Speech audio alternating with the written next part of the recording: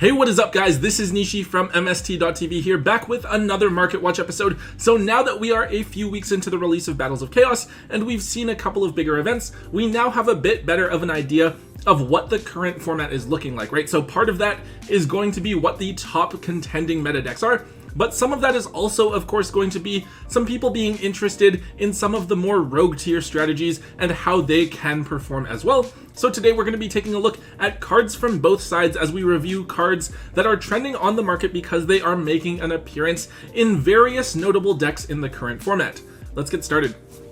So kicking things off, we're going to take a look at a card that is no stranger to these market watches. It is Magician's Souls. So we all know what this card is by now, a free level 1 special summon that lets you send up to 2 spells or traps from your hand or your side of the field to the graveyard in order to draw the same number of cards. This card is currently very highly sought after because it is a key part of the based deck, which stands for Brave, Artifact, Souls, Enforcer, and Dragons. This deck actually won the Remote Duel YCS from this past weekend, which just goes to show that the deck is actually pretty viable and not just a random pile of cards that some crazy person put together. Souls is actually really strong alongside the Adventurer token engine, since you can link or synchro with the Griffin and the Adventurer token, and then choose to dump the Fateful Adventure and Griffin Rider with Souls effect to draw 2 free cards. Now unfortunately, we've seen Magician's Souls jump up in price for both the original ultra rare printings and the Brothers of Legends secret rare reprint. After the reprint, we did see Souls fall down to around $40 because it didn't really seem like it was going to see any sort of meta play anytime soon. But we've now seen it rebound back up to anywhere from $60 to $65 for either version. However, if you're thinking of buying some copies and hoping that they'll continue to trend on upwards, you're going to be more disappointed than a Lakers fan who thought that they would be contending for a title this season, because we have Legendary Duelist Season 3 coming out in July, and we should definitely all be expecting Souls to be reprinted in that set, which will naturally cause the price to come back down. If you're looking to play the base deck, it does look like a really fun and interesting new strategy. However, if you have some Souls that you don't plan on using, I would definitely go ahead and offload them while the price has spiked a bit and take advantage of the hype.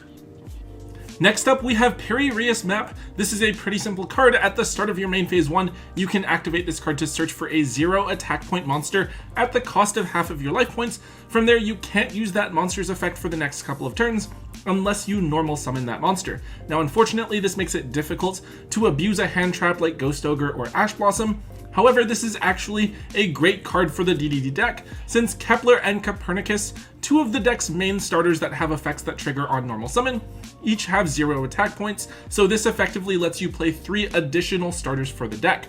When this card first came out, I think a lot of people knew that it had a lot of potential, but it wasn't really clear what deck was going to be able to abuse it, since DDD wasn't really on anyone's radar at the time. However, now that DDDs are actually a pretty popular strategy that a lot of people are trying out, a lot of players are scrambling to pick up their copies of Perireus Map. So while the card was only $1 pretty shortly after its release, we've actually seen it rebound in price, and it's now sitting at anywhere from $3 to $4 a piece.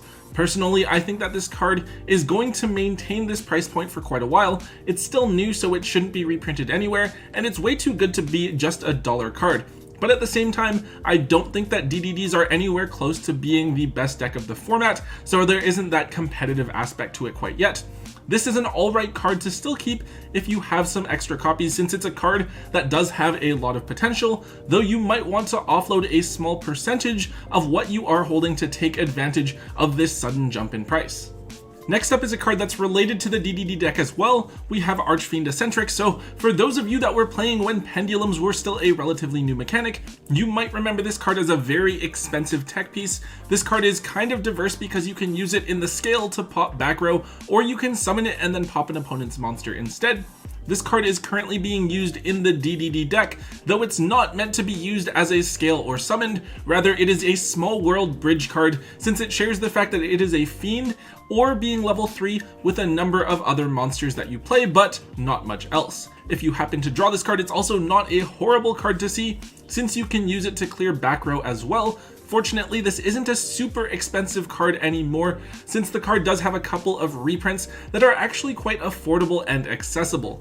However, because of this potential meta application, we've actually seen the original secret rare prices surge all the way up to where they're now going to cost you around $20 a piece, and there's actually also very few listings available on TCG Player at the moment.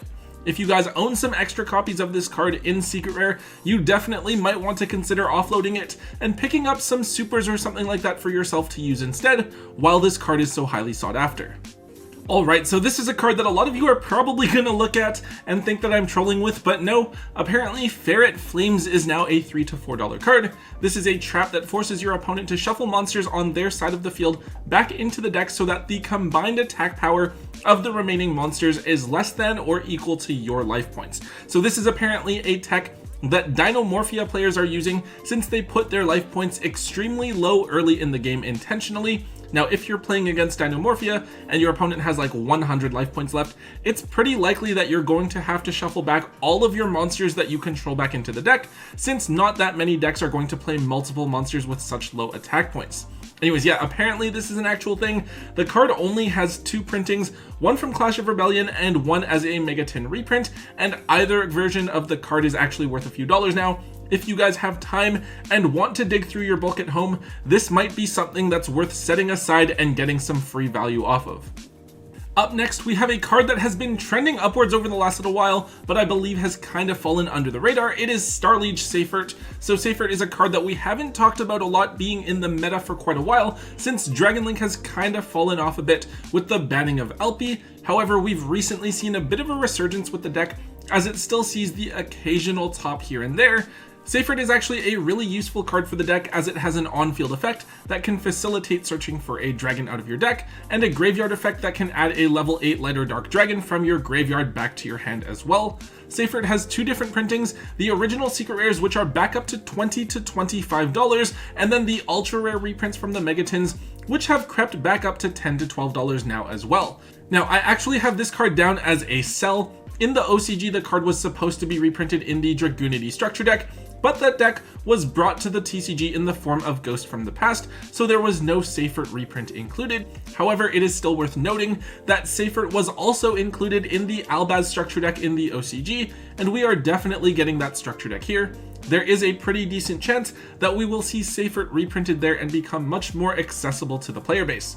It would still be a lower rarity, but I do think that the Ultras for sure would fall back down to around $5 to $7. The Secrets would retain a good chunk of their value though, as they are the original printings, but it still wouldn't surprise me to see them drop just a little bit. If you're looking at building Dragon Link as a fun deck over the next little while, it might be worth holding off for now and waiting to see if the card gets reprinted before dropping money on it just in case. Next up, Aluber is a card that we've looked at multiple times before, as I think everyone is now aware of the Alba Structure deck coming to the TCG in a little over a month. However, I don't know if people are just forgetting and then remembering about this card, because this card's price has seen a lot of volatility over the last couple of months. I feel like randomly, I'll see the card jump up in price and then fall back down and then just repeat the cycle constantly.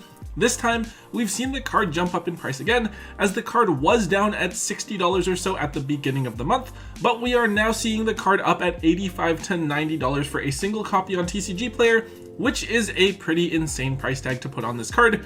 Weirdly enough, I don't really see any sort of specific catalyst that would cause this price to jump out of nowhere, unless I'm missing something. We didn't get any news for additional Albaz support or anything recently, so I don't really know why people are jumping on this card now.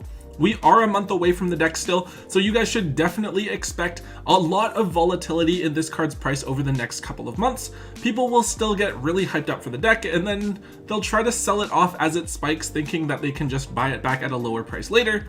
If you guys are set on building the deck, it honestly probably is just easier to hold on to a set of this card for yourself to use, rather than trying to time the market with selling it off and then buying the card back. But of course, if you guys know any specific reason that this card shot up in price seemingly out of nowhere, make sure you do let us all know in the comment section down below. Alright, the final card we're going to take a look at for today is Dark the Dark Charmer Gloomy. This card is a super rare out of Battle of Chaos, but I think it has established itself as one of the best cards to come out of the set. It's incredibly easy to make as a link too, and since Dark is one of the most popular attributes in the game, you should really have no trouble resolving its effect.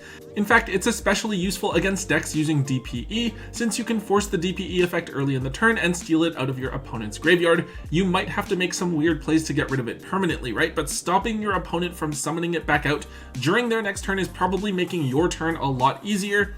Now right now, Dark is only $1 or $2, but personally I think that Dark is a card that has a lot of upwards price potential. It's a new card from the most recent set, and since it's not a secret or an ultra rare, it's probably really easy for a lot of people to overlook. However, Battle of Chaos isn't due to be included in the 2022 Megatins, and as time goes on, I could definitely see this card trending up towards at least the $5 mark. It could maybe even go a little bit higher if we see this card in high demand in any given format, especially after Battle of Chaos has been out for a little while. If I were you guys, this is a card that I would try to snag as many copies as possible of at $1 each if you can, since it's a card that has a ton of potential to jump up in price over the course of 2022. Okay everyone, that is it for today's episode. I think that March is going to be a bit of a slow month in terms of Yu-Gi-Oh developments. We have the Speed Duel box and Hidden Arsenal Chapter 1 coming out this month, but I don't think there's anything too crazy coming out from either of those sets. Hopefully we get some announcements for products coming out later in the year that will add some excitement, and of course we do have the Alba Structure deck and Ghost from the past two right around the corner to look forward to. Anyways guys, if you did enjoy today's Market Watch episode, please do let me know by hitting that thumbs up button for me. Also make sure you leave a comment in the comment section down below. Let me know what you guys think about the cards we talked about today and what other cards are trending on the market so I can cover them in a future episode as well. And of course, if you haven't already, do make sure that you guys hit that subscribe button to get all of the latest and greatest content from both Tombox and myself here on the channel. And until next time guys, don't forget to hold on to your MST.TV.